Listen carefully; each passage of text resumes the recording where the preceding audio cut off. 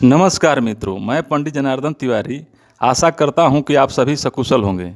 कर्क राशि फल अगस्त 2025 के माध्यम से हम जानेंगे कि अगस्त का महीना कर्क राशि वालों के स्वास्थ्य, शिक्षा, व्यापार, व्यवसाय, नौकरी, आर्थिक पक्ष, प्रेम विवाह, वैवाहिक जीवन, घर गृहस्थी और भूमि भवन वाहन आदि के लिए कैसा रहने वाला है।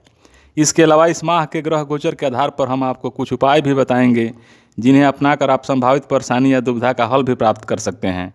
तो आगे बढ़ने से पहले हमारे चैनल को सब्सक्राइब, लाइक करके कमेंट बॉक्स को जय बजरंग बली लिखकर भर दें ताकि बजरंग बली की कृपा पर सदा बनी रहे। आपके करियर स्थान के स्वामी इस महीने तीसरे भाव में रहेंगे।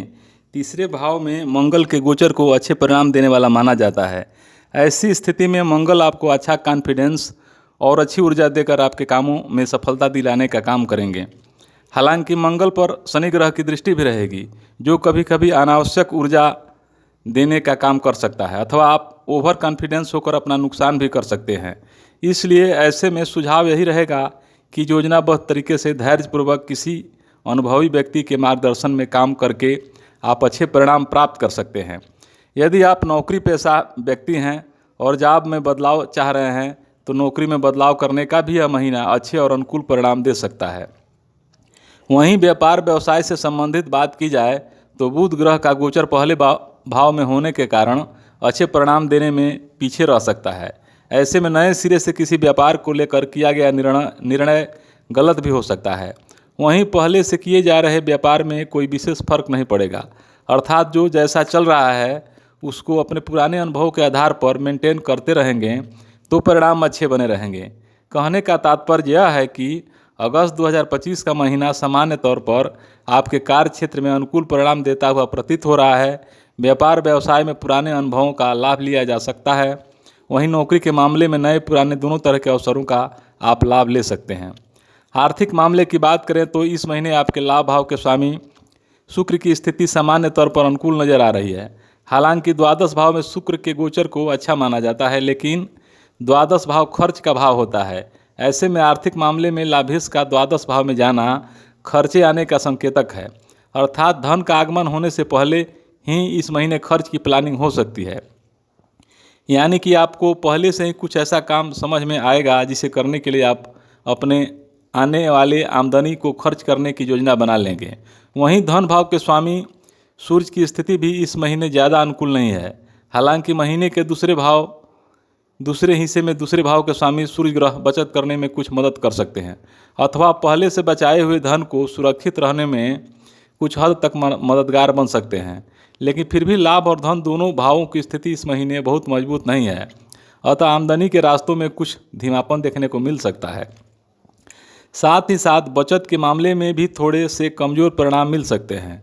धन का कारक बृहस्पति भी इस महीने ज़्यादा मददगार होता हुआ प्रतीत नहीं हो रहा है। इन सभी स्थितियों को देखते हुए आर्थिक मामलों में सावधानीपूर्वक निर्वाह करने की सलाह हम आपको देना चाहेंगे। स्वास्थ्य के दृष्टिकोण से अगस्त का महीना आपको मिले जुले परिणाम दे सकता है। स्वास्थ्य में थोड़ा बहुत उतार चढ़ाव भी देखने को मिल सकता है। आपके प्रथम भाव पर बुध ग्रह का गोचर स्वास्थ्य के दृष्टिकोण से अच्छा नहीं माना जाएगा। ऐसे में शारीरिक स्वास्थ्य के साथ साथ मानसिक स्वास्थ्य पर भी ध्यान देने की आवश्यकता रहेगी। हो सकता है कि शारीरिक परेशानियां न हो, लेकिन दिमाग में तनाव के भाव रहेंगे और आप स्वयं को बीमार या थका हुआ महसूस करें। अतः इस महीने प्रसन्नता के लिए भी काम करना जरूरी रहेगा। आरोग्यता का कारक ग्रह सूर्य महीने के पहले हिस्से में आपके पहले भाव में रहेंगे। सूर्य के गोचर को पहले भाव में अच्छा नहीं माना गया है। ऐसे में बुखार, पीत आदि से संबंधित कुछ परेशानियां देखने को मिल सकती है। सिर दर्द, आंखों में जलन जैसे शिकायतें भी देखने को मिल सकती है।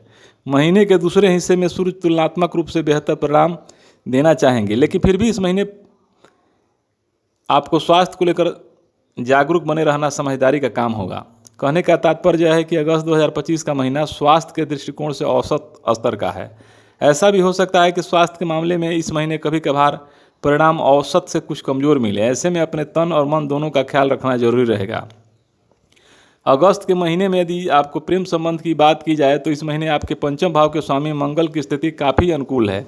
अतः लव लाइफ में सामान्य तौर पर अनुकूलता बनी रहनी चाहिए, लेकिन मंगल पर शनि ग्रह के दृष्टि प्रभाव को देखते हुए आपसी बहस से बचने की सलाह हम आपको देना चाहेंगे। अर्थात सामान्य तौर पर इस महीने आप अपनी लव लाइफ को लेकर पूरी तरह से कॉन्फिडेंट रह सकते हैं। किसी से अपनी दिल की बात कहनी होगी तो आप उसे कह सकेंगे, लेकिन प्रेम में हिंसक बन जाना उचित नहीं रहेगा। अथवा किसी को अपने दिल की बात कहनी है तो उसे तमीज़ के साथ कहना ही उचित रहेगा। प्रेम प्रस्ताव रखते समय बचकानी हरकतों से बचना समझदारी का काम होगा। यदि आप ऐसा करते हैं तो प्रेम का कारक ग्रह शुक्र आपको अनुकूल परिणाम देना चाहेगा। पारिवारिक मामलों में अगस्त के महीने में सामान्य तौर पर आपको थोड़े कमज़ोर परिणाम मिलते हुए प्रतीत हो रहे हैं। महीने के पहले हिस्से में आपके दूसरे भाव के स्वामी सूर्य पहले भाव में रहेंगे। सामान्य तौर पर यह अनुकूल स्थिति नहीं कही जाएगी, अतः परिजनों के बीच किसी बात को लेकर वाद विवाद देखने को मिल सकता है। दूसरे के प्रति एक दूसरे का अहंकार नकारात्मक ऊर्जा देने का काम कर सकता है। महीने के दूसरे हिस्से में दूसरे भाव का स्वामी अपने ही भाव में रहेगा।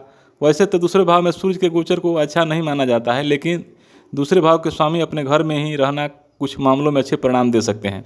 ऐसे में अहंकार को त्याग कर बड़े बुजुर्गों का आदर सम्मान शुरू कर देने से स्थिति में पारिवारिक समस्याएं धीरे धीरे करके दूर होने लगेगी। अब उपाय की बात करें तो मांस, मदिरा, अंडे व अश्लीलता आदि से दूर रहें। नियमित रूप से गणेश चालीसा का पाठ करें।